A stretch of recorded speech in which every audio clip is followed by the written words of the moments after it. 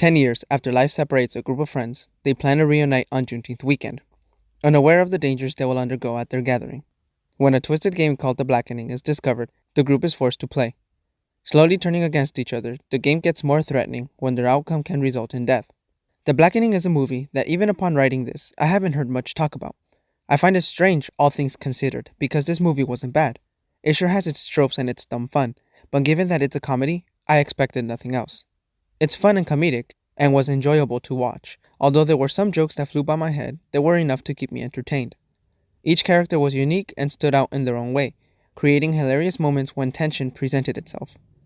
The movie was pretty fun, where the only thing I would say is that either a change in the opening image or an involvement of a flashback at the villainous monologue scene could have benefited the movie. Let me explain. The movie opens up with Morgan, Ivani Orgy, adding the finishing touches to the cabin she has rented out for the reunion.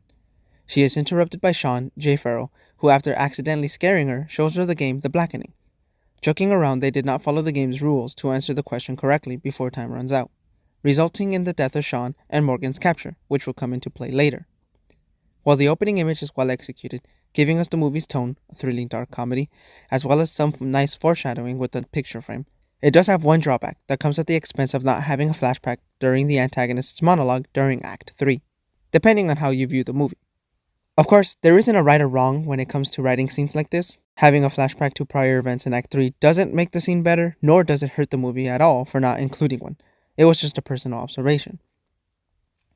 By having a scene 10 years prior to this event, we can get a sense of who the characters are, while we, the audience, also get to see the character dynamics and a bit of the backstory to justify what comes later on in the movies. And yes, we do get a sense of the characters as they come together and play spades and have a conversation with each other before the Blackening. I just personally feel that seeing the events that changed Clifton, Jermaine Fowler's life, instead of being told to us, would have been better. I figured that the scene wasn't added in the opening image because it could result in revealing who the antagonist is.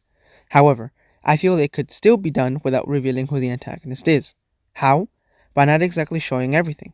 Having the events be from the point of view of the friends, only to change POVs during Act 3, where part of the dialogue is altered because it wasn't exactly how the group remembered it.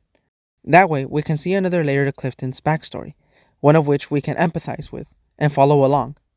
Sure, we can still follow along with the way it was presented, I just personally believe it could have a deeper impact if we got a chance to see it.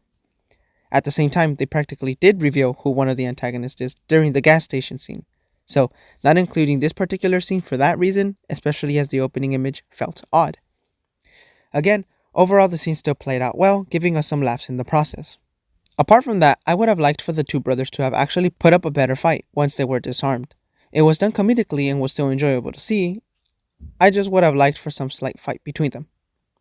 Overall, The Blackening is an entertaining movie that is mainly about having good laughs while poking fun at certain tropes/stereotypes. Everything came together in a good way that at the end, you enjoy the movie. I feel that in various ways the movie succeeded in what it sought out to do, where even though Act 3 could have used a flashback in my opinion, whether it be short or lengthy, the movie succeeded in being very enjoyable, as we see our heroes battle it out in an outrageously comedic way.